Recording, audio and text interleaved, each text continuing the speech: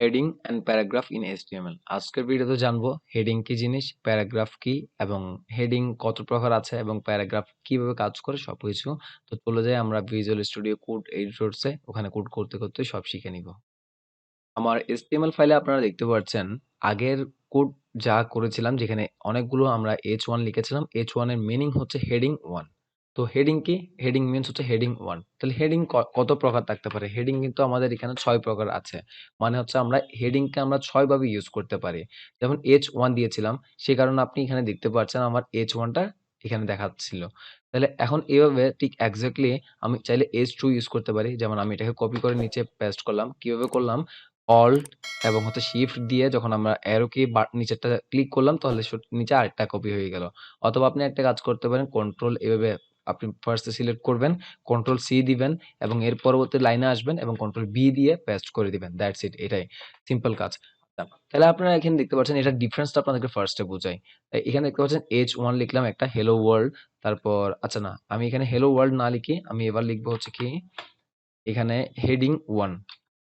HEAD sorry HEADI heading 1। Heading 1 লিখলাম, এরপর আরেকটা কপি করলাম, এটাকে হচ্ছে হেডিং 2। নিশ্চয়ই আপনারা কপি কিভাবে করতে সেটা জানেন। এবার লিখবো হচ্ছে কি হেডিং 3, এবার লিখবো হচ্ছে হেডিং 4, এবার লিখবো হচ্ছে হেডিং 5, এবার লিখবো হচ্ছে হেডিং 6। এবার সেভ করে যদি আমি ব্রাউজারে যাই, আপনারা দেখতে পাচ্ছেন হেডিং 1 2 3 থেকে 6 পর্যন্ত দেখাচ্ছে। বাট সবকিছুর কিন্তু মানে ফন্টের সাইজ সেম, এক্স্যাক্টলি সেম। এখানে কিন্তু আমি বুঝতে পারছি না কোনটা হেডিং 1, কোনটা হেডিং 2, কোনটা 6 অ্যাকচুয়ালি। না বোঝার একটা কারণই আছে, সেটা হচ্ছে কি সবকিছুতে কিন্তু আমি H1 দিয়ে দিয়েছি। বাট আমি যদি চাই দেখি এগুলো ডিফারেন্ট করবো, তাহলে এখানে H1 এর জায়গায় H2 দিতে হবে। নিশ্চয়ই H2 দিব। দেখতে পাচ্ছেন H2 দিয়ে শুরু করতে হবে, শেষও করে নিতে হবে। তো ভিজুয়াল স্টুডিও কোড এডিটরস আমাকে হেল্প করছে। প্রথমে H2 লিখলে লাস্টেরটাও 2 করে দিচ্ছে। ওরা খুবই ইন্টেলিজেন্ট। তারপর আমি এটাকে চাইলে 3 করে দিব। তাহলে নিশ্চয় হয়ে গেল। এবার এটাকে আমি 4 করে দিব। এবার আমি এটাকে করে দিব 5। এবার একদম সবার লাস্টেরটা করে দিব 6। এখন যদি আমি সেভ করি, তাহলে নিশ্চয়ই আপনারা ডিফারেন্সটা দেখতে পারবেন। যেমন দেখেন হেডিং 1 লেখার পর এটা হচ্ছে হেডিং 1, 6 টা হচ্ছে সবচেয়ে ছোট। এবার আপনারা নিশ্চয়ই বুঝে গিয়েছেন যে আমাদের হেডিং এর কাজ কি। হেডিং হচ্ছে অ্যাকচুয়ালি আপনি কোনো একটা কিছুকে হেডিং করতে চাইলে, অথবা হচ্ছে কোনো একটা কিছু সবচেয়ে বড় আকার দেখাতে চাইলে, তাহলে H1 দিয়ে করবেন। আর যদি H1 চাইতে হালকা একটু ছোট দেখাতে চান, তাহলে H2 দিয়ে করবেন। এর চাইতে আরো একটু ছোট দেখাতে চাইলে তাহলে H3 করবেন। এভাবে হচ্ছে H6 পর্যন্ত আছে।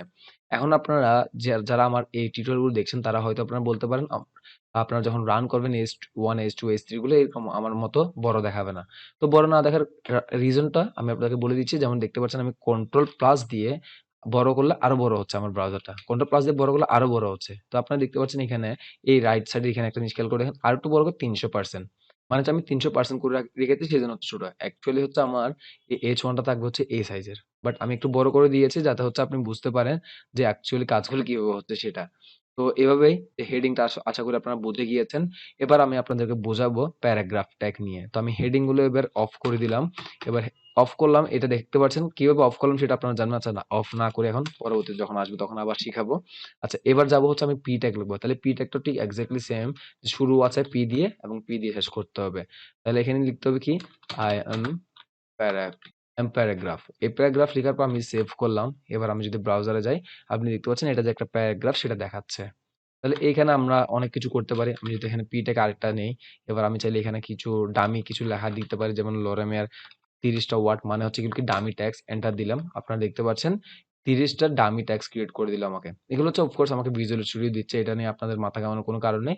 আমি চাচ্ছি না এখানে লিখে আপনাকে সময়টা নষ্ট করি। সে কারণে আমি এখানে কিছু ডামি ট্যাগস নিলাম, যাতে বোঝানোর জন্য যে পি ট্যাগের ভিতর যদি কিছু লিখি সেটা কিভাবে দেখায়। এবার আমি কন্ট্রোল এস দিয়ে আবার সেভ করলাম। আমি এবার এখানে গেলাম।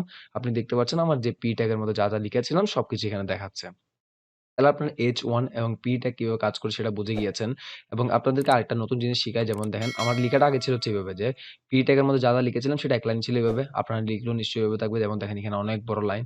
তাহলে এখন দেখেন এইভাবে তো আপনি পড়তে চাইবেন না, তাই না? এভাবে তো নিশ্চয়ই আপনি পড়তে চাইবেন না। আপনি চাইবেন হচ্ছে কিরকম? ঠিক এভাবে, মানে সবকিছু একসাথে দেখা যাচ্ছে এভাবে সুন্দর করে।